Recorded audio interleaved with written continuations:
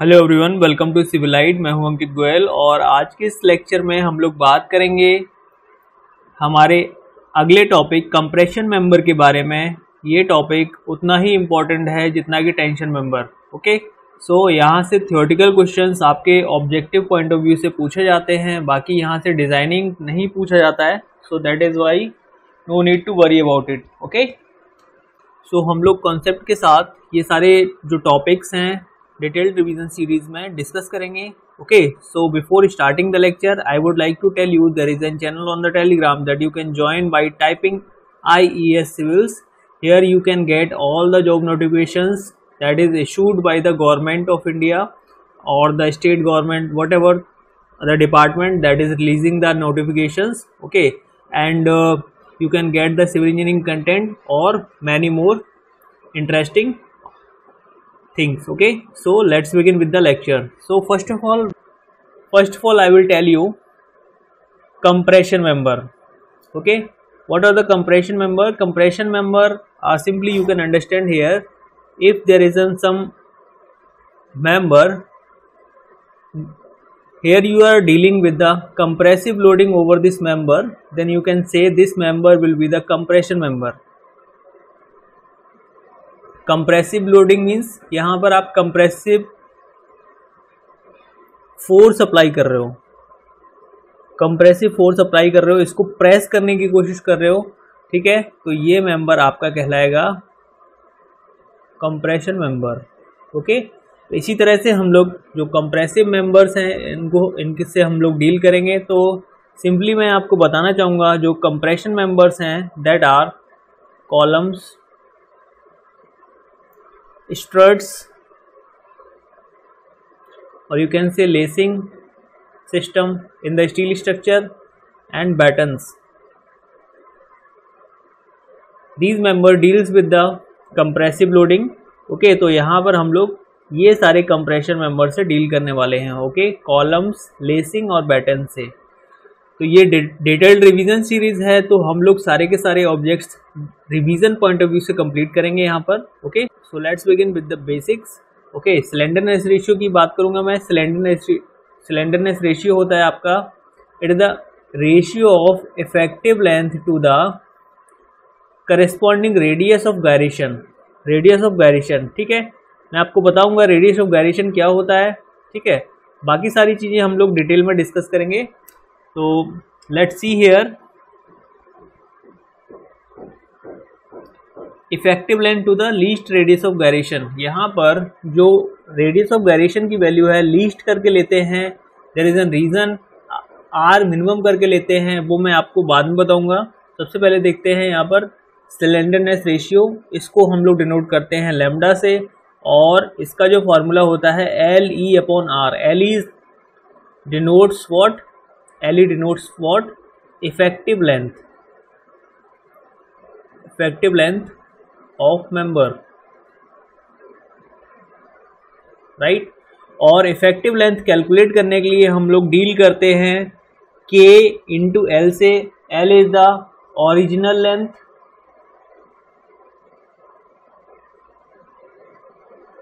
और K is the coefficient. इस coefficient को हम लोग कैलकुलेट करेंगे on the basis of and conditions. ठीक है, जो भी आपके पास मेंबर है उस सपोर्ट, वो एक कोई ना कोई सपोर्ट से कनेक्टेड होगा, सपोर्ट सिस्टम से कनेक्टेड होगा। ये कोई सपोज दैट ये कोई हिंज है, हिंज सपोर्ट है, और यहाँ पर कोई फिक्स सपोर्ट प्रोवाइड कर रखा है। तो according to this criteria we will deal with this K value, और अलग अलग एंड कंडीशंस के अकॉर्डिंग आपको अलग अलग K की वैल्यू देखने को मिलती है। ठीक है, तो आपको याद करने के लिए यहाँ पर जो इम्पोर्टेंट चीज़ है that is slenderness ratio is the ratio of effective length to the least radius of gyration और the radius of gyration. Least तो हम लोग यहाँ पर लेके चलेंगे और आपको इस तरह से डील करना है। Now coming to the buckling loads as per their end conditions. अभी तक आपने RCC में कुछ बकलिंग लोड्स देखे होंगे जो कि आपको मैं बताना चाहूँगा। सबसे पहला हमारा कनेक्शन है that is pin to pin column. ठीक है, यहाँ पर जो दोनों सपोर्ट हैं, यहाँ पर आपके पिन सपोर्ट प्रोवाइड किए गए हैं, यहाँ भी पिन सपोर्ट है, यहाँ भी पिन सपोर्ट है। ये पेन विद रोलर है एक्चुअली, तो हमारा जो बिहेवियर रहेगा सेम रहेगा। Okay, so here we are dealing with, तो यहाँ पर जो डीलिंग हम लोग कर रहे हैं तो कॉलम से डील कर रहे हैं।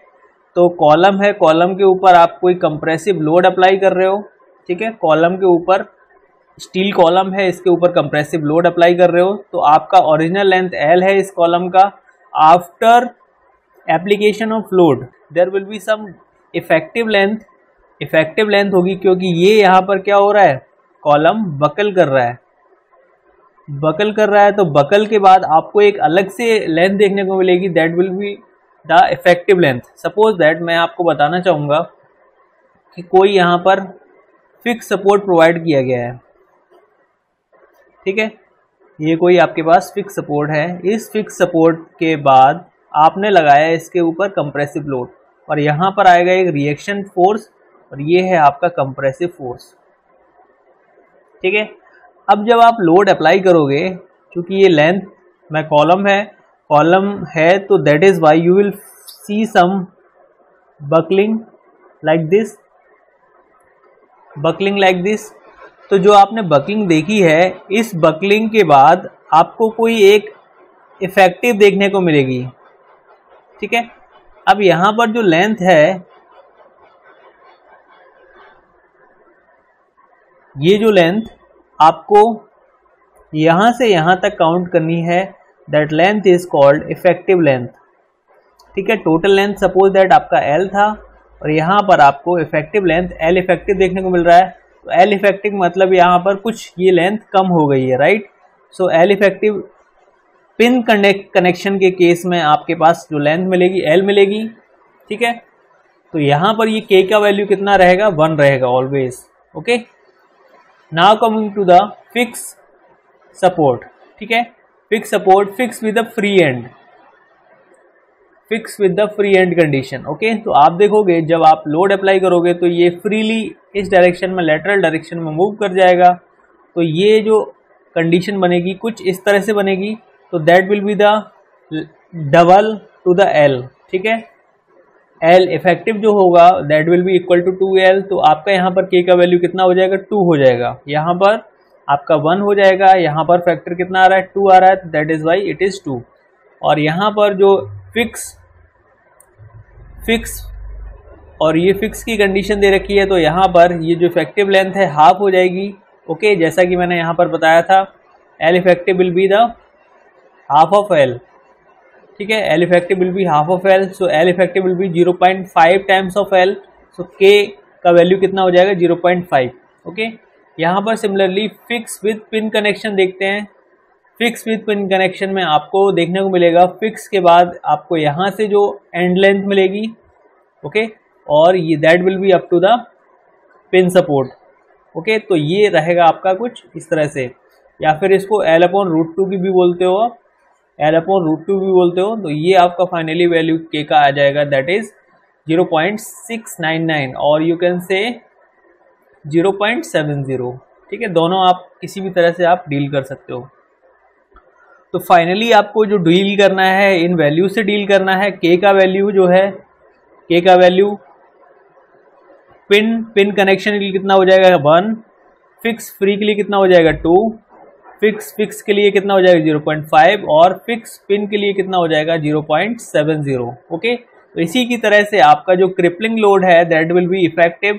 आपका क्रिपलिंग लोड निकल के आता है π² EI अपॉन L इफेक्टिव का स्क्वायर। तो L इफेक्टिव यहाँ पर कितना आ रहा है, L इफेक्टिव इसके केस में कितना L है, तो आप L² लिख दोगे। यहाँ पर 2L है L इफेक्टिव, तो 2 का स्क्वायर 4L² हो जाएगा। यहाँ पर कितना हो जाएगा, L/2 का स्क्वायर हो जाएगा, तो 2 का स्क्वायर 4 होगा, जो कि ऊपर ट्रांसफ़र हो जाएगा, राइट। और सिमिलरली यहाँ पर L की वैल्यू जो भी रहेगी वो आप इस तरह से डील कर लोगे।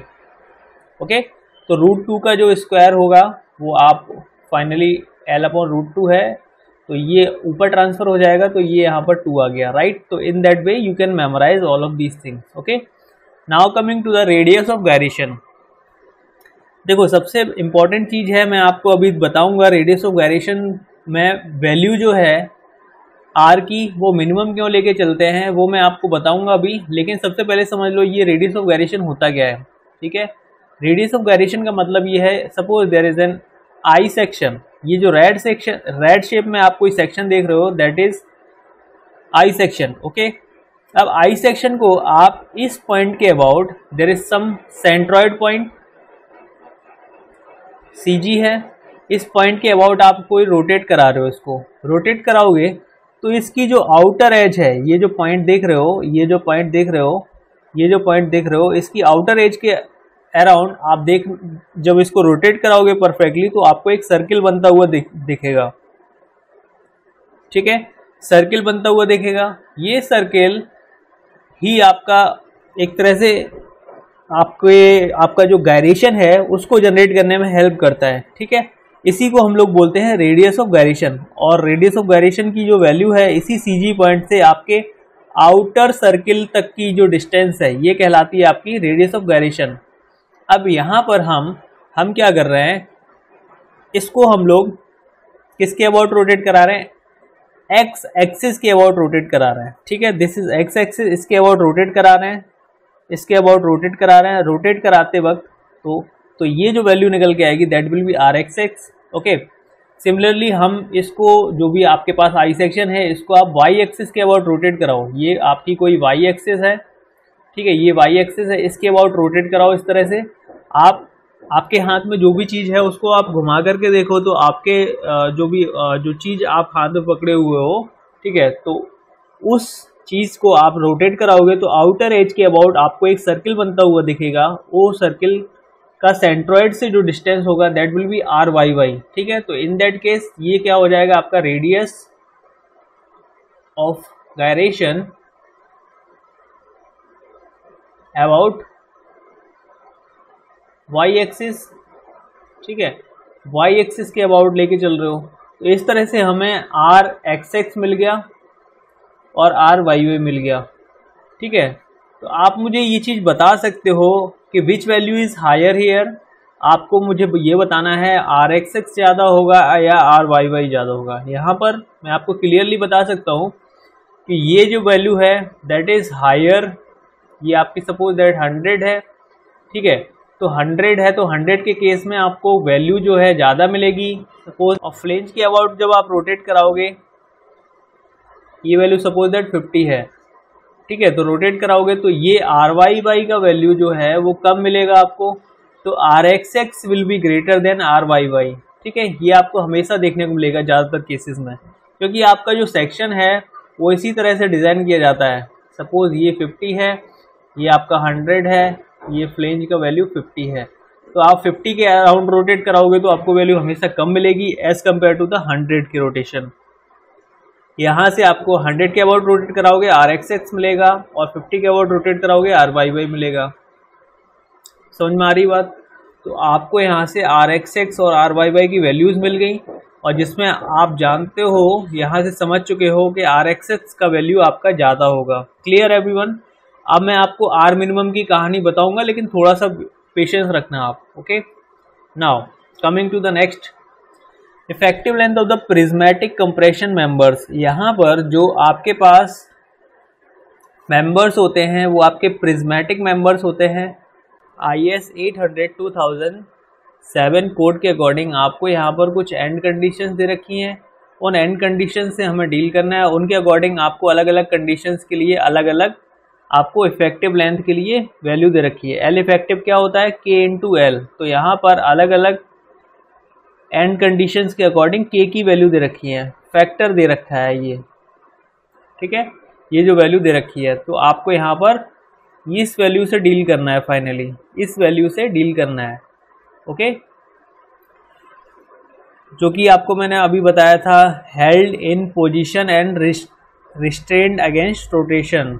तो यहाँ पर आपके पास जो K का वैल्यू आएगा दैट इज 0.50, और वहाँ पर भी मैंने आपको बताया था L/2 is the L effective. ठीक है, for both ends of the fixed. Okay, now अब यहाँ पर क्या किया है, held in position at the both ends, restrained against rotation eight one and. ठीक है, हमने रोटेशन को एक एंड पर अलाउ कर दिया है। ओके, तो यहाँ पर इफेक्टिव लेंथ की वैल्यू चेंज हो जाएगी, वो आपकी कुछ 0.701 आएगी, या फिर आप इसको 0.70 भी कह सकते हो। Effectively held in position at the both ends but not restrained against the rotation, यहाँ पर रोटेशन को अलाउ किया तो L का वैल्यू आपको कितना मिलेगा, 1 मिल जाएगा, सिंपली 1 मिल जाएगा, राइट।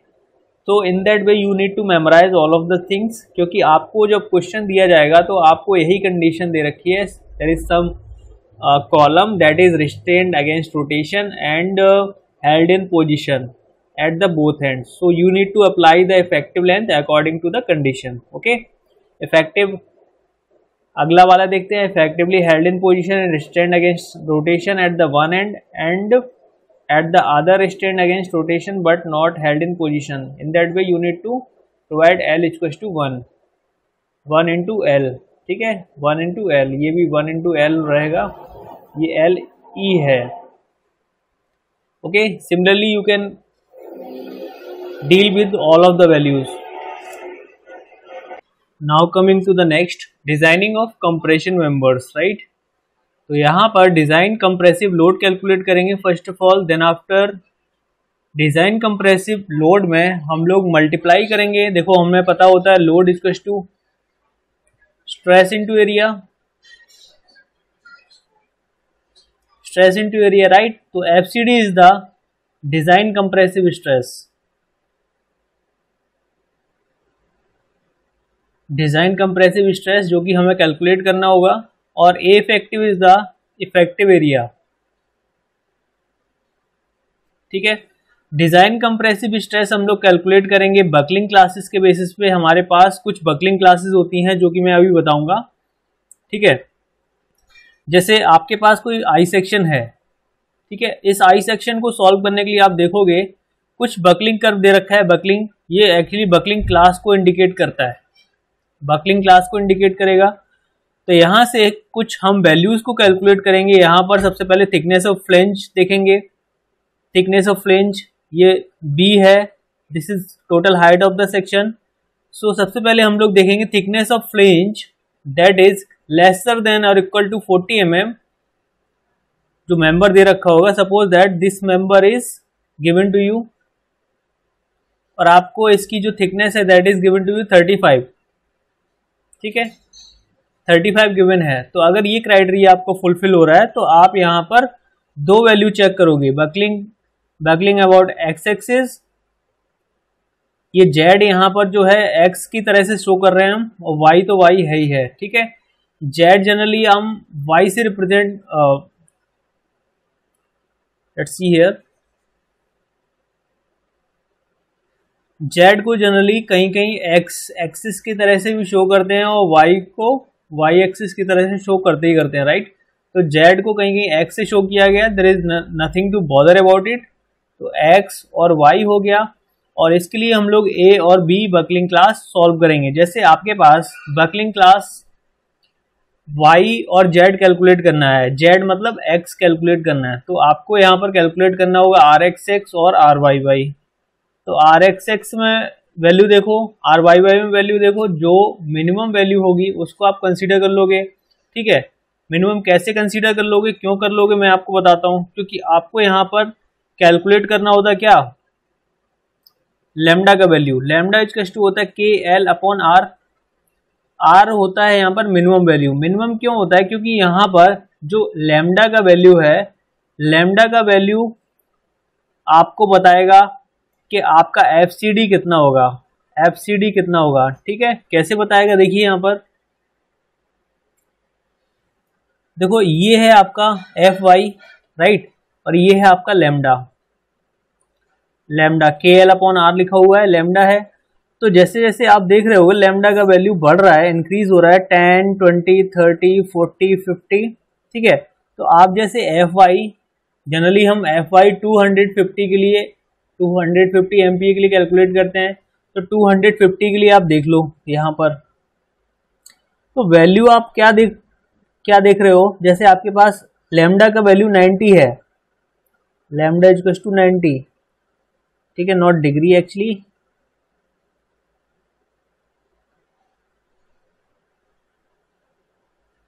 लेमडा का वैल्यू 90 है और एफ वाई कितना है 250, तो इसके लिए आप वैल्यू देखोगे तो कितना आ रहा है 149। ठीक है, अब आपको लेमडा का वैल्यू सपोज दैट इंक्रीज कर रहे हो, मैं ये नहीं कह रहा हूँ कि इंक्रीज करना है, ठीक है, मैं मान के चल रहा हूँ इंक्रीज करते हैं, तो आप देखोगे कि 100 लेमडा 100 के लिए ये वैल्यू कितनी होगी 132, मतलब यहाँ पर जो एफ सी डी की वैल्यू जो है वो डिक्रीज हो रही है। एफ सी डी, अभी आप एफ सी डी मत बोलो उसको, आप बोल दो इसको क्या, एफ वाई बोल दो, सिंपली एफ वाई बोल दो। ठीक है, एफ वाई की वैल्यू डिक्रीज हो रही है, तो इसी तरह से हम कह सकते हैं कि लैम्डा बढ़ रहा है मतलब स्ट्रेस कम हो रहे हैं। आपको अभी मैंने क्या बोला कि लैम्डा का वैल्यू हमें मिनिमम, लैम्डा का वैल्यू हमें क्या चाहिए, मैक्सिमम चाहिए, लैम्डा का वैल्यू मैक्सिमम चाहिए। ठीक है, लैम्डा का मैक्सिमम ज़्यादा होगा तभी स्ट्रेस आपका क्या मिलेगा, एफ वाई का वैल्यू मिनिमम मिलेगा, येस और नो।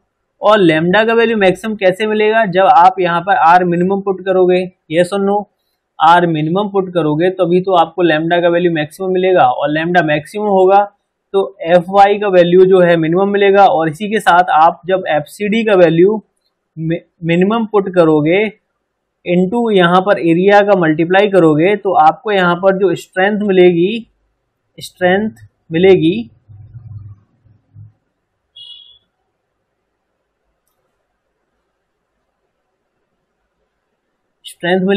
जो कि आपको काम आएगी। ठीक है, स्ट्रेंथ मिलेगी, तो स्ट्रेंथ आपके पास दो स्ट्रेंथ है, suppose that there is an 459 kilo newton और एक आपके पास है 329 किलो न्यूटन।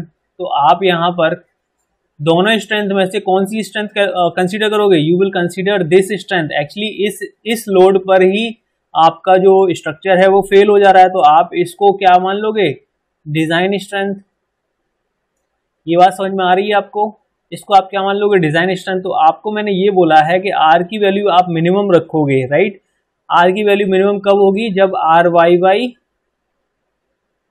आप कंसीडर करोगे, यस और नो। आर वाई वाई की वैल्यू हमेशा क्या होगी, greater than R X, sorry,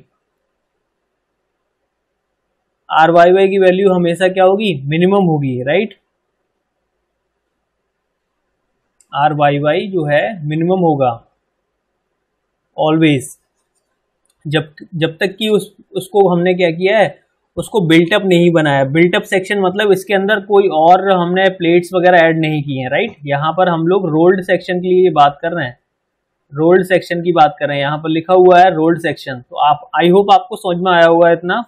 अगर आपको कोई डाउट आता है फिर भी तो आप मुझसे पूछ सकते हैं कमेंट के through, right.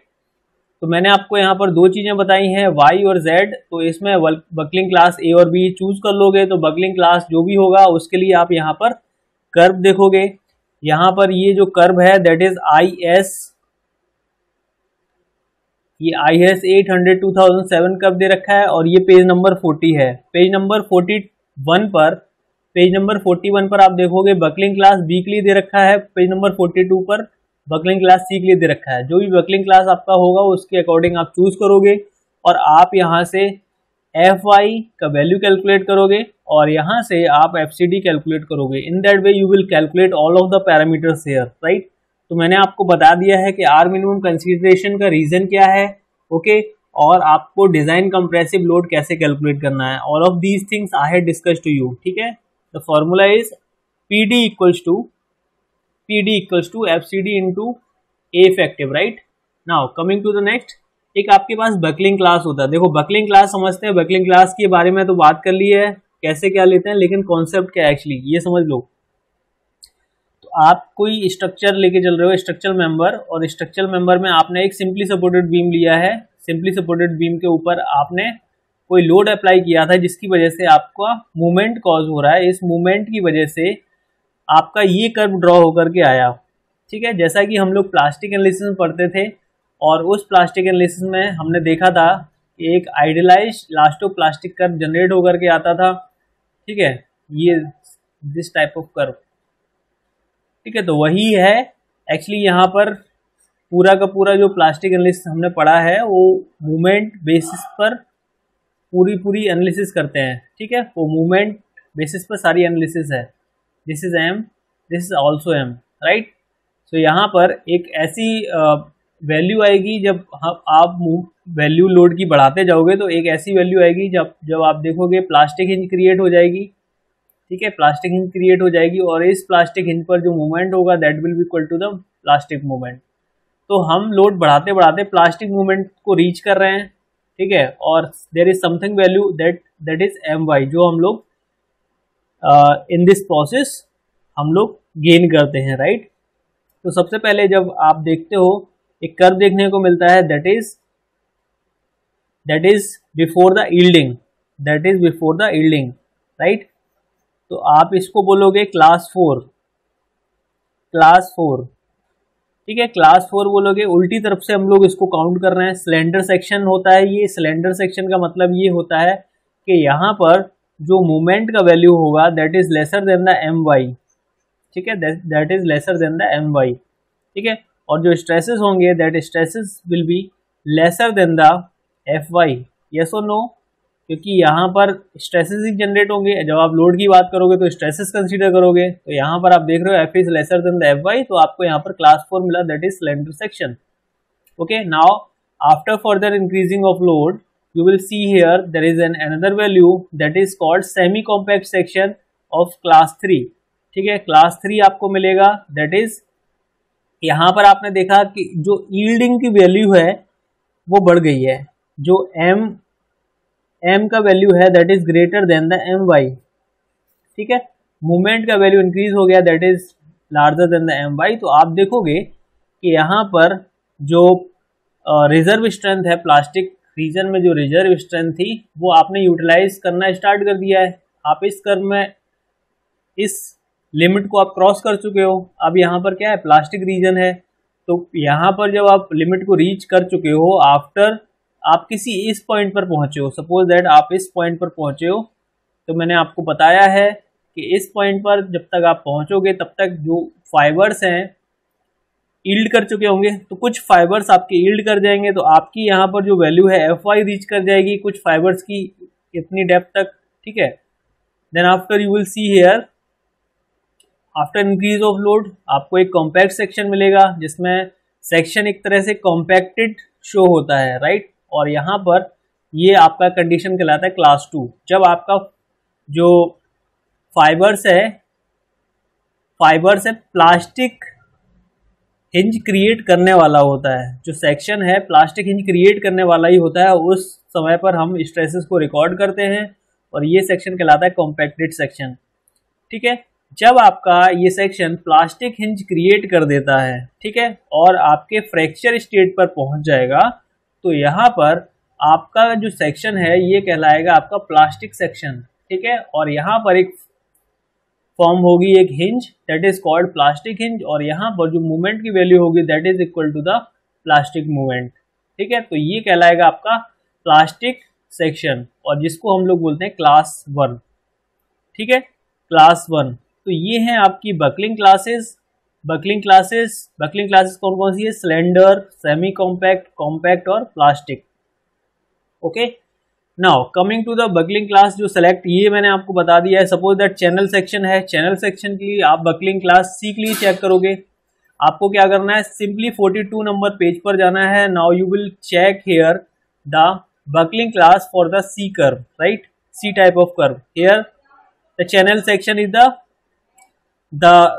The channel section, ठीक है। यहाँ पर जो सेक्शन कंसीडर करेंगे वो चैनल सेक्शन होगा, राइट। एंगल सेक्शन के लिए आपको मैं बात करूं तो यहाँ पर आपको बी के लिए चेक करना है, बकलिंग कर्व बी के लिए चेक करना है।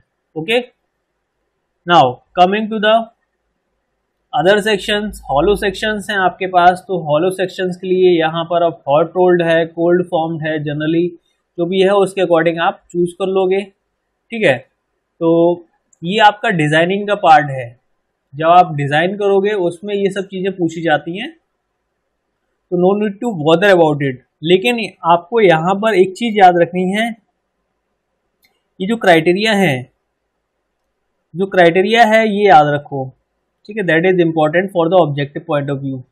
इंजीनियरिंग सर्विसेज में इस पॉइंट को याद रख लीजिए जो मैंने आपको यहाँ पर बताया। एच अपॉन बी कैलकुलेट करते हैं, that must be lesser then 1.2, और टी एफ की वैल्यू चेक करते हैं 40 तक। ये लिमिट आपको याद रखनी है, और 40 टू 100 की लिमिट है, और 100 से ज़्यादा की लिमिट है। ठीक है, तो ये आपको चेक करना है। यहाँ पर आपको एच अपॉन बी याद रखिएगा, H upon B must be greater than 1.2, और आपका H upon B must be lesser than और इक्वल टू 1.2। तो ये दो लिमिट्स हैं जो आप याद रखिएगा। यहाँ पर आपको कंफ्यूज कर दिया जाएगा, एच अपॉन टी एफ दे दिया जाएगा ऑप्शन में, जैसे ऑप्शन ए दे रखा है H upon T F, B option दे रखा है F B F upon T F, C option दे रखा है आपका B upon B F, something like जो भी ऑप्शन दे रखे होंगे। तो आपका सही ऑप्शन क्या होगा, आपका होगा H upon B, H upon B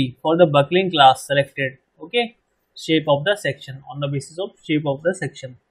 Clear? Now, coming to the next step to design the compressive member. अब आपके लिए कुछ important data है जो कि आपको याद रखने के लिए है। ठीक है, तो पहला स्टेप जो रहेगा उसमें आपको चेक करना है कि जो स्लेंडरनेस रेशियो है वो आपने कितना माना है, वो आपको 70 टू 90 आपको कंसीडर करना है, राइट। 70 टू 90 कंसीडर करना है। बाकी आप चीज़ें रीड कर लेना। डिज़ाइन स्ट्रेस आप डायरेक्टली एफसीडी की वैल्यू भी एज्यूम कर सकते हो, 135 न्यूटन पर mm स्क्वायर होनी चाहिए।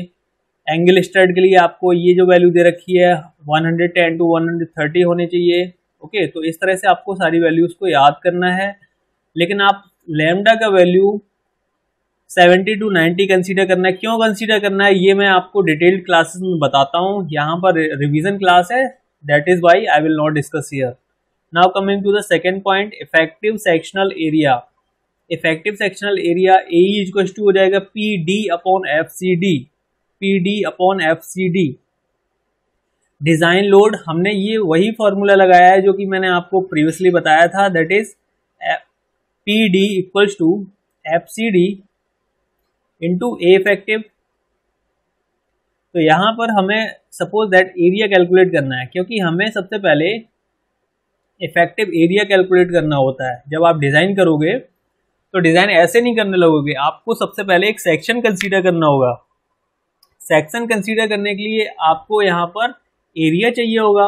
आप ऐसे ही तो किसी सेक्शन को कंसीडर कर नहीं लोगे, आपको सबसे पहले कोई एरिया चाहिए होगा। उस एरिया के बेसिस पे लमसम एरिया का कोई आपका जो स्टील टेबल है वहाँ से आप एक सेक्शन चूज करोगे।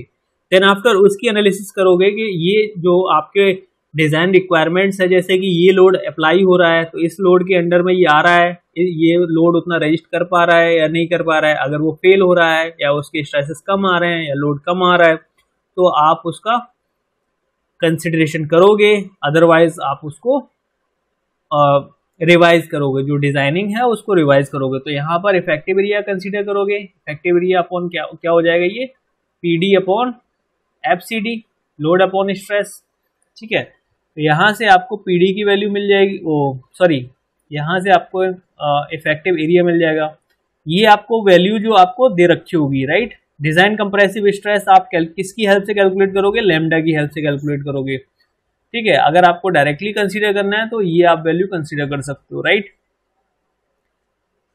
सेलेक्ट, थर्ड पॉइंट है select a section to give effective area required and calculate R minimum. जैसे ही आप स्टील टेबल विजिट करोगे या फिर आपका जो कोड है SP6 वर्जन 1 1964, ठीक है, इसको विजिट करोगे तो आपको यहाँ से एक एरिया चूज करना होगा, एक सेक्शन चूज करना होगा एरिया की हेल्प से, और वहाँ पर उस सेक्शन के लिए आर मिनिमम की वैल्यू कैलकुलेट करनी होगी। ठीक है, आर मिनिमम की वैल्यू कैलकुलेट करनी होगी। आर मिनिमम कैलकुलेट करोगे, then after determine the effective length and slenderness ratio. R minimum जैसे ही मिलेगा आप यहाँ पर उसका जो रिक्वायरमेंट होगा, जैसे क्वेश्चन में आपको दे रखा है कि आपका एंड कंडीशन ये है, both ends are the fixed, stand against the rotation और ट्रांसलेशन, इस तरह का कुछ कंडीशन दे रखा होगा तो आप उसका इफेक्टिव लेंथ रखोगे। अब उसकी आर मिनिमम मिल गया तो आप उसकी हेल्प से स्लेंडरनेस रेशियो कैलकुलेट कर लोगे। ठीक है, ये कैलकुलेट कर लोगे, then after you will go to the calculate design stress. Design stress calculate कर लोगे, डिज़ाइन स्ट्रेस कैलकुलेट कर लोगे और डिज़ाइन स्ट्रेस कैलकुलेट करने के बाद आपको लोड मिल जाएगा। अब ये जो आपके पास लोड मिलेगा, that load must be the lesser than design load. ठीक है, डिज़ाइन लोड जो भी आपको कंडीशन मिलेगी, जैसे आपने क्या देखा कि जो आपने जो सेक्शन चूज किया है, सेलेक्ट अ सेक्शन, जो सेक्शन सेलेक्ट किया है, इस सेक्शन से आपके पास डिजाइन लोड कितना है, 500 आया। सपोज दैट मैं एग्जांपल लेके चल रहा हूँ, ठीक है, और आपको लोड कितना प्रोवाइड कराना है, 450।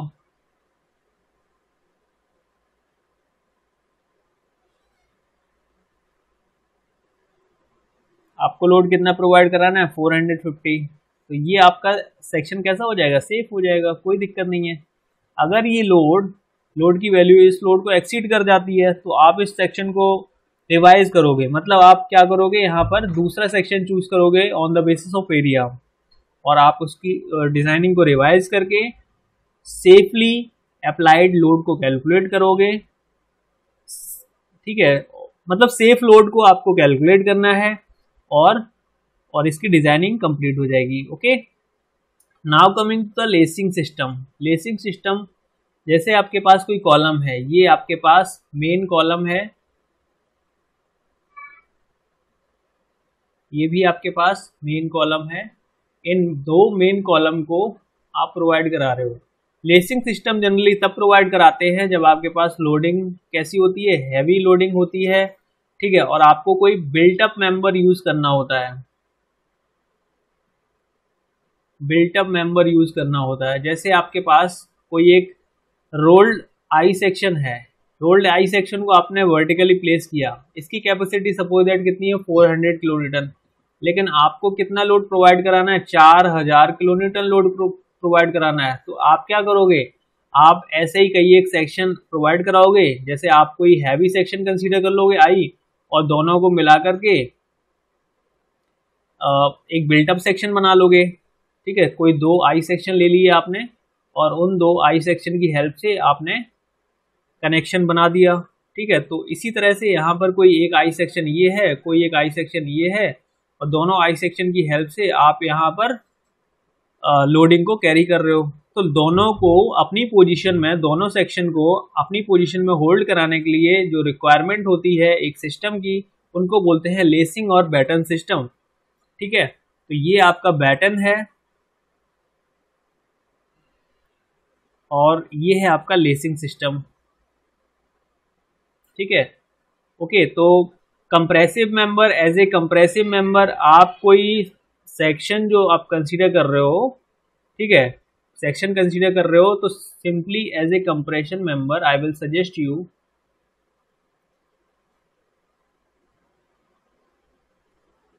कंप्रेशन मेंबर डिजाइनिंग में आई सेक्शन यूज करोगे और चैनल सेक्शन यूज करोगे। दो सेक्शन इंपॉर्टेंट हैं जो कि आप यूज करोगे इन द डिजाइनिंग, राइट। तो यहाँ पर हम लोग कोई चैनल सेक्शन यूज कर रहे हैं, चैनल सेक्शन को आप यहाँ पर बैक टू बैक कनेक्ट करा सकते हो, बैक टू बैक, और इसको फेस टू फेस भी कनेक्ट करा सकते हो, फेस टू फेस भी कनेक्ट करा सकते हो। ठीक है, तो इस तरह से आप कनेक्शन प्रोवाइड कराओगे। जो लेसिंग होती है वो ये कहलाती है, दिस इज लेसिंग एक्चुअली, जो कि इस पर्टिकुलर मेंबर को, इन दो पर्टिकुलर मेंबर्स को उनकी पोजीशन में होल्ड कराने में हेल्प करती है। ओके, और इनके ऊपर जो लोडिंग अप्लाइड होती है that is compressive in behaviour, right. Now lacing on the face A, आप फेस बी पर इस तरह से देखोगे। अगर आप डबल लेसिंग देखना चाहते हो तो डबल लेसिंग आप इस तरह से देखते हो। डबल लेसिंग कैसे होती है, यहाँ पर देखो, यहाँ पर ये जो प्लेट दिख रहा है, इसी प्लेट को आप यहाँ भी प्रोवाइड करा दो, यहाँ इस तरह से एक और प्लेट प्रोवाइड करा दो, फर्दर इस तरह से आप कई सारे प्लेट्स प्रोवाइड करा दें, तो आपको ये डबल लेसिंग देखने को मिलेगी, राइट। तो ये कहलाता है आपका लेसिंग। अब लेसिंग के डिज़ाइन के क्राइटेरिया हैं जो कि आपके लिए इंपॉर्टेंट है, design steps for the lacing system. Now IS 800 2007 specifies the following criteria for the design of lacing system. Lacing systems, okay, तो आपको कुछ जरूरी चीजें जो मैं आपको बताता जा रहा हूँ वो आप नोट कर लीजिए, ठीक है, जिनको आपको याद रखना है। This is not lacing, this is lacing. Okay, in the single less system direction of lacing on the opposite faces should be shadow of the other. ठीक है, ये एक तरह का मिरर होना चाहिए। Now bolted riveted connection minimum width lacing bar should be, जो देखो minimum width of lacing bar should be 3 times of the nominal diameter. जैसे आप यहाँ पर ये कोई लेसिंग प्रोवाइड करा रहे हो, ठीक है, तो इसका अगर आपको विड्थ कंसीडर करना है तो विड्थ कितना होगा, इसके अंदर जो होल प्रोवाइड करा रहे हो दैट मस्ट बी, ये जो होल है इसका डायमीटर कोई डी है तो 3 टाइम्स ऑफ डी हो जाएगा ये क्या, विड्थ। ठीक है ना, ये जो विड्थ है that width must be equal to 3 times of the D. D is the diameter of the this bolt. ठीक है, जो आप कनेक्शन प्रोवाइड करा रहे हो इसका डायमीटर रहेगा। Okay, the thickness of flat lacing bar shall not be less than 1/40 of its effective length for single lacing. Single lacing के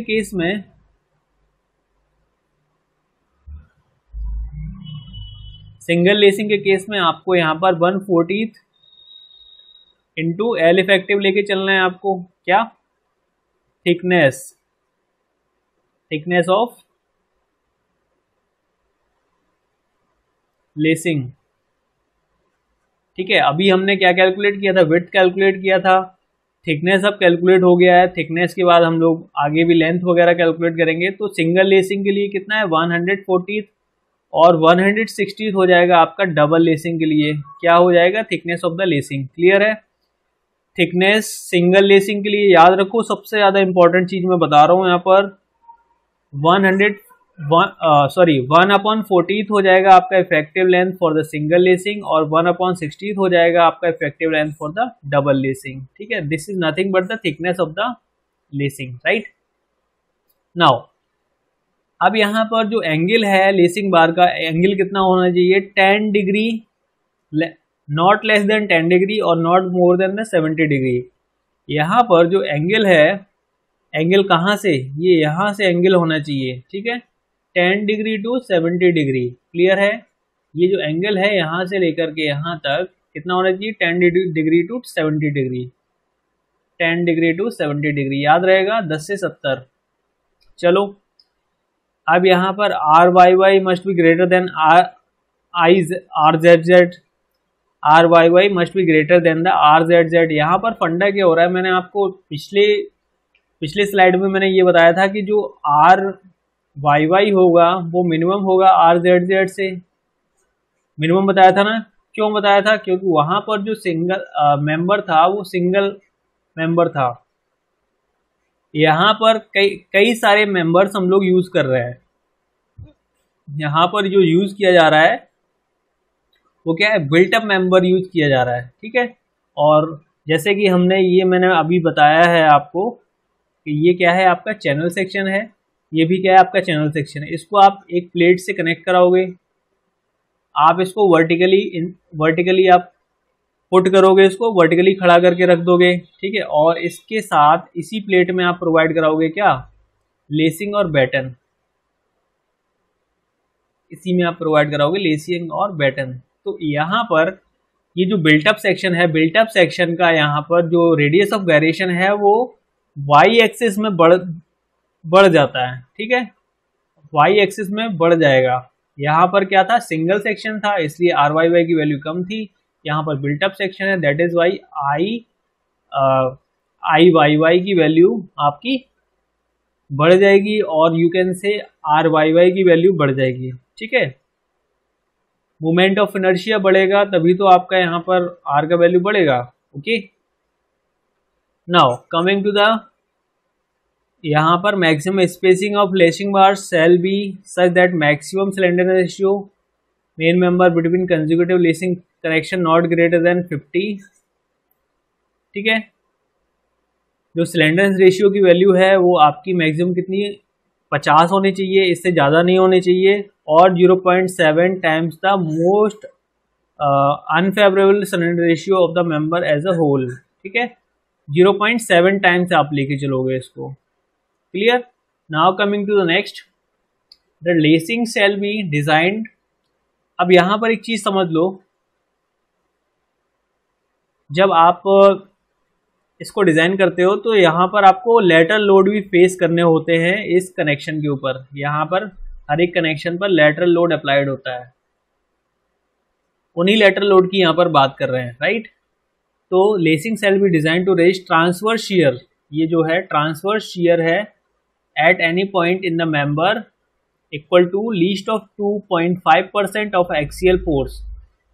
यहाँ पर जो आप टॉप से लोड अप्लाई कर रहे थे, टॉप से जो लोड अप्लाई कर रहे थे, इसका ये जो ट्रांसवर्स डायरेक्शन में लोड आएगा, यू कैन से शियर, शियर मतलब शियर फोर्स, ट्रांसवर्स शियर आएगा that must B 2.5% of vertical load, ठीक है, या फिर कह सकते हो लॉन्गिट्यूडनल लोड, क्योंकि ये लेंथ के डायरेक्शन में है, राइट। तो ये हम बात करें 2.5% ऑफ द एक्सियल फोर्स और the longitudinal force. If there are two transverse parallel systems, then each system has resist Vt/2 of the, क्योंकि यहाँ पर दो अगर सिस्टम दे रखे हैं तो Vt/2 ये रजिस्ट करेगा और Vt/2 ये रजिस्ट करेगा, बट यहाँ पर Vt अप्लाइड होगा, ठीक है। कितना अप्लाइड होगा? 2.5% of the axial force. If the column is subjected to bending also, then Vt equals to क्या हो जाएगा? Bending shear plus 2.5% of the column force. बस इसमें क्या कर देना है, हमें उस बेंडिंग को ऐड कर देना है। अगर इस कॉलम के ऊपर बेंडिंग अप्लाइड है तो इसी शियर में आप क्या कर दोगे, यहाँ पर ऐड कर दोगे क्या? बेंडिंग शियर को। क्लियर है? तो ये बात आपको याद रखनी है। ये चीजें आपकी जो क्राइटेरिया मैं बता रहा हूँ, that always ask into your examination, ठीक है। स्टील से यहीं से क्वेश्चन पूछे जाते हैं एक्चुअली। अब इफेक्टिव लेंथ लेसिंग सिस्टम के लिए मैं बात करूं तो आपको यहाँ पर 0.7 टाइम्स कंसीडर करनी होगी, ठीक है। इफेक्टिव लेंथ आपकी कितनी होगी? 0.7 times of this length, okay, in the welded construction. Welding के लिए भी आप किसी भी केस के लिए याद रखो कि आपको कितना लेना है, 0.7 टाइम्स इफेक्टिव लेंथ लेके चलनी है इसकी, ओके। यहाँ पर सिलेंडर रेशियो की मैं बात करूंगा। सिलेंडर रेशियो आपका होता है KL/R, और लेसिंग बार के लिए ये आपका सिलेंडर रेशियो की वैल्यू है दैट मस्ट नॉट एक्सीड, या फिर आप कहना चाहिए आप ये कह सकते हो that must not greater then 145, ठीक है। और यहाँ पर जो R की वैल्यू है, R वैल्यू क्या है? देखो, आपको जब यहाँ पर लेसिंग डिजाइन करने को दिया जाता है तो लेसिंग क्या है? एक फ्लैट ही तो है। इस फ्लैट का कोई एक क्रॉस सेक्शन रहता है, इस फ्लैट का कोई एक क्रॉस सेक्शन रहता है, ठीक है। हालांकि ये जो थिकनेस है बहुत कम होती है, मैंने बहुत ज़्यादा बना दी है, तो यहाँ पर आपको इस क्रॉस सेक्शन से डील करना होता है, क्योंकि आपको इसको भी क्या लेसिंग को डिज़ाइन करना होता है, ठीक है। तो इसके लिए आप क्या करोगे? इसके लिए भी R कैलकुलेट करना होता है, इसके लिए भी लैम्डा कैलकुलेट करना होता है। तो R कैसे कैलकुलेट करोगे? T/√12 से। यहाँ पर डिटेल क्लास नहीं हो रही है, that is why I am unable to tell you in detail here, but आपको याद रखना है कि आपको R का वैल्यू मैक्सिमम कितना लेके चलना है? T/√12, where T is the thickness of the flat मैंने अभी आपको बताया था। Now coming to the another topic that is batten system, okay. Batten system क्या है? आपका एक सिंपली कुछ इस तरह का प्लेट आप अप्लाई कर देते हो, ठीक है, एट सम स्पेसिफिक स्पेसिंग, वो कि हम लोग कैलकुलेट कर लेते हैं, ओके। और यही प्लेट सिस्टम जो थ्रू आउट द लेंथ हम लोग स्पेसिंग के बाद अप्लाई करते हैं, इनको बोलते हैं हम लोग बैटन सिस्टम, ठीक है, बैटन बोलते हैं। ये आपका एंड बैटन होता है। जब आप इसकी लेंथ के एंड में जब आप बैटन प्रोवाइड कराते हो, ये कहलाते हैं आपके एंड बैटन, और ये कहलाएगा आपका इंटरमीडिएट बैटन, ठीक है, इंटरमीडिएट बैटन। क्लियर है? तो ये आपको दिख रहा होगा कुछ इस तरह से, ये कॉलम होता है, लोड अप्लाई करते हो, ये आपका एंड बैटन है जो कि मैंने आपको बता दिया है। ठीक है, एंड बैटन कौन कौन से हैं, कुछ इस तरह से ये, ओके, कुछ क्या है, ये एंड बैटन्स हैं। इनको आप वेल्डिंग के थ्रू या आप बोल्टिंग के थ्रू कनेक्ट कराओगे इस पर्टिकुलर सेक्शन से, जो कि आप ये देख रहे हो, ये पर्टिकुलर सेक्शन है, इससे हमने कनेक्ट कराया हुआ है। ये चारों तरफ से हमने बैटन प्रोवाइड किए गए हैं, ये इसलिए एक स्क्वायर कॉलम है, square steel column with batten, clear.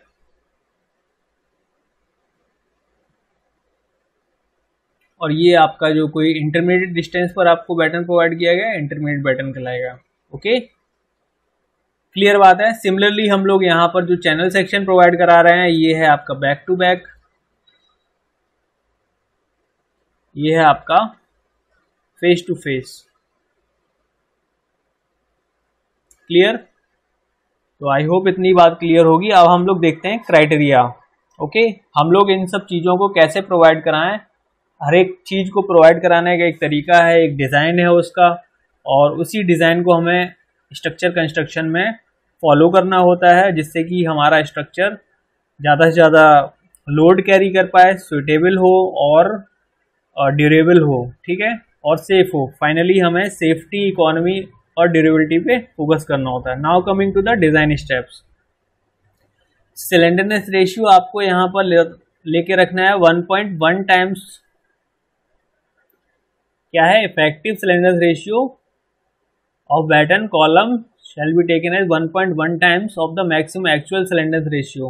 ये इफेक्टिव है, इतना लेके चलना है, ठीक बात है। या फिर आप क्या करोगे, एल इफेक्टिव जब कैलकुलेट करोगे, there will be multiplication of 1.1 into whenever you will apply KL upon R, ठीक है। तो आपको ये वैल्यू जब प्रोवाइड करानी होगी, तब आपको यहाँ पर 1.1 से मल्टीप्लाई कराना होगा। जब आप लेसिंग डिज़ाइन कर रहे थे, लेसिंग डिज़ाइन में भी आपके पास एक क्राइटेरिया था, that is I think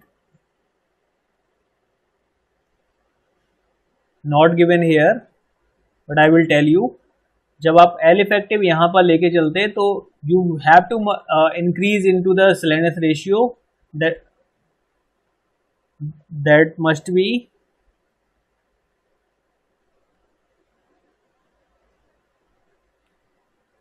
L effective, that must be 1.05 into KL upon R, KL upon R, ठीक है, 1.05 into KL upon R।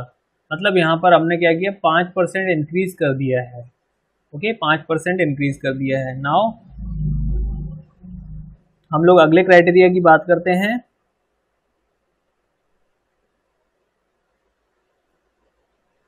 The vertical spacing of battens measured as the center to center distance between the connection of consecutive battens shall be such that the slender ratio of any component of column over that distance shall be neither greater than 50% or nor greater than the 0.7 times the slenderness ratio। Vertical spacing की मैं बात कर रहा हूँ, तो ये हम लोग कंसीडर करेंगे। स्पेसिंग है, कहाँ से लेनी है, centre distance between the end connection of the consecutive battens, and connection. Suppose that मैंने यहाँ बोल्ट प्रोवाइड करा है, सपोज दैट मैंने यहाँ बोल्ट प्रोवाइड करा है, तो ये आपका स्पेसिंग कहलाएगा, राइट। और ये स्पेसिंग कितनी होनी चाहिए, shall be neither greater than 50 nor greater than 0.7 times of the slenderness ratio, ठीक है। ये चीज़ के ध्यान रखिएगा आप। चलिए अगला पैरामीटर है, that is batten shall be design to carry bending movement and shear force arising from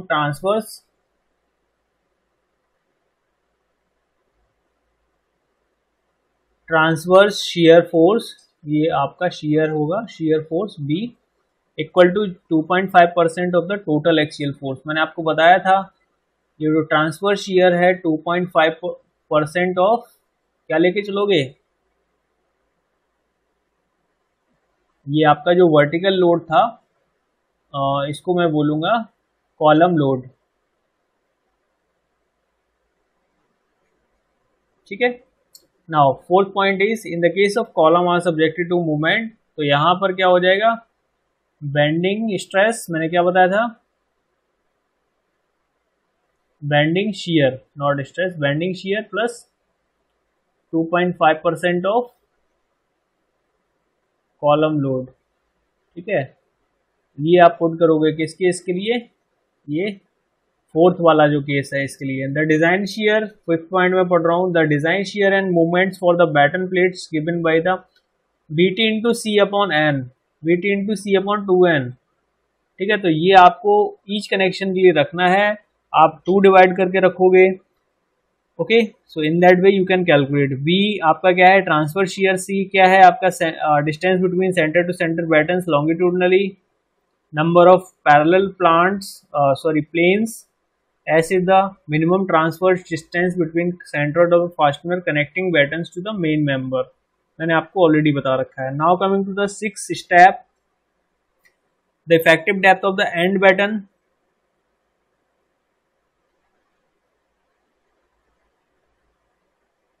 The effective depth of the end batten longitudinally shall not be less than the distance between the centroid of the main members। The effective depth of the intermediate batten shall not be less than, ये है आपका effective depth. D effective 3/4 of the above distance, 3/4 of the above distance। 7 number point, in no cases the width of batten shall be less than twice the width of the one member in the planes of the battens। It is to noted that the effective depth of a batten shall be taken as longitudinal distance between the outermost fasteners। ठीक है, अगला है the thickness of the batten shall not be less than 1/50 of the distance between the innermost connecting lines of the rivets। अगला point है the length of the welded connecting batten plate to the member shall not be less than half of the depth of batten plate। At least 1/3 of the weld shall be placed at the each end of this edge। ठीक है, ये सारे parameters हैं जो आपको एक बार read करने हैं। Now coming to the column basis. Column basis आपके दो तरह के होते हैं, that is first one is slab base, second one is gusseted base. Column base transmits the load to the concrete और द मैसोनरी फाउंडेशन ब्लॉक्स। ठीक है, the column base spreads the load on the wider area so that the intensity of the bearing pressure on the foundation block is within the bearing strength। There are two types of columns। देखो ये कुछ इस तरह का structure रहता है आपका, जो फाइनली जो आपका जो लोड आता है वो लोड आपका इन दो चीज़ों में ट्रांसफ़र कर दिया जाता है। एक तो ये यहाँ पर कुछ मेंबर प्रोवाइड किए जाते हैं, इसके थ्रू ट्रांसफ़र किया जाता है, और ये फाइनली ट्रांसफ़र होता है इस प्लेट के थ्रू इस कंक्रीट ब्लॉक में। ठीक है, तो ये कहलाता है आपका slab base. These are used in the column carrying small loads. In this type the column is directly connected to the base plate. ये है आपका बेस प्लेट, बेस प्लेट से कनेक्टेड है बाय वेल्डिंग और थ्रू क्लीट एंगल्स। ये आपका यहाँ पर अभी ऑलरेडी बना हुआ नहीं है, ये यहाँ पर जो एंगल प्रोवाइड कराए जाते हैं इनको हम लोग क्लीट एंगल बोलते हैं। तो ये डायरेक्टली जो कि बेस प्लेट से कनेक्टेड होते हैं इनके थ्रू ट्रांसफ़र होता है। ठीक है, the load is transfer to the base plate through the bearing. ये जो बेस प्लेट है, इस बेस प्लेट के नीचे बियरिंग लगे होते हैं और इस बेस प्लेट से हम लोग इसको ट्रांसफ़र करा देते हैं। Okay, so this is the phenomena here of the slab base. ये स्लैब बेस आप डिज़ाइन भी करते हो जब आपका डिज़ाइनिंग पार्ट आता है। वैसे तो आपका ये जनरली नहीं पूछा जाता है एग्जामिनेशन में, बट आपको मैंने बता दिया है, अगर अंदाज़ा आपको लग गया है कि एग्ज़ाम में किस तरह से, अंदाज़ा आपको लग गया है कि आपको किस तरह से आंसर करना है, और लोड हम लोग ट्रांसफ़र करते हैं, इससे क्वेश्चन पूछा जा सकता है, जैसे कि directly connected to the base plate by welding और the through the cleat angles. ये क्लीट एंगल से कनेक्टेड होते हैं, ओके, और ये डायरेक्टली लोड को ग्राउंड में ट्रांसफर करते हैं, ओके, बेस प्लेट के through. Now coming to the gusseted plate, gusseted base for column carrying heavy loads, gusseted base, ये आपका पूरा का पूरा गजेटेड बेस है। ये आपका गजेट प्लेट लगा हुआ है, यहाँ पर गजेट प्लेट से कनेक्टेड है आपका कोई एक एंगल सेक्शन जिसको हम लोग बोलते हैं क्लीट एंगल सेक्शन, ओके, और इसके नीचे कनेक्टेड होती है बेस प्लेट। तो हम लोग क्या करते हैं, एक गजेट बेस के थ्रू हम लोग इसको ट्रांसफर करते हैं, किसको, लोड को ट्रांसफर करते हैं। ये जो लोड है अपकमिंग लोड, तो गजेट बेस के थ्रू हम लोग कनेक्शन में ट्रांसफर करते हैं, और ये डायरेक्टली यहाँ पर ये जो बेस प्लेट है इसमें ट्रांसफर होता है, ठीक है। तो ये 50-50% ट्रांसफर होता है, 50% गजेट प्लेस के थ्रू और 50% ये जो आप बीम प्रोवाइड कर रहे हो, ठीक है, ये जो सॉरी ये कॉलम प्रोवाइड कर रहे हो, ये कॉलम क्या है, आई सेक्शन है, आई सेक्शन है, इसके थ्रू आप 50% डायरेक्टली इस प्लेट में ट्रांसफर करते हो, यहाँ से ये इस प्लेट में ट्रांसफर हो जा रहा है, ठीक है, और कुछ इस गजेट प्लेट के थ्रू ट्रांसफर होता है, okay. So in that way you can deliver the load to the foundation, okay. In the gusseted base, the column is connected to the base plate through the gussets. The load is transferred to the base partly through the bearing, partly through the gusset. क्या लिखा है, partly through gusset और partly through the bearing। ये आपका कोई directly जो beam दे रखा है इसके थ्रू ट्रांसफर होता है, और partly through the gusset, gusseted base, okay. So here you can calculate the load. इसकी भी डिज़ाइनिंग आपको प्रॉपरली दे रखी है। जनरली आपका जो कन्वेंशनल एग्जाम होता है उसमें पूछा जाता है, but we will not deal with it here, okay. लेकिन अगर आपसे यहाँ से पूछा जाएगा कि गस्टेड बेस में लोड किस तरह से ट्रांसफर होता है, तो आप क्या आंसर होगे, partly through the bearing, partly through the gusset, यही आपसे पूछा जाएगा और आप इजिली इसको आंसर कर पाओगे। Clear? So thank you for being here. You can like this session, share to your friends, subscribe the channel, and touch on the bell icon to get my classes notification. Okay, thank you, bye bye.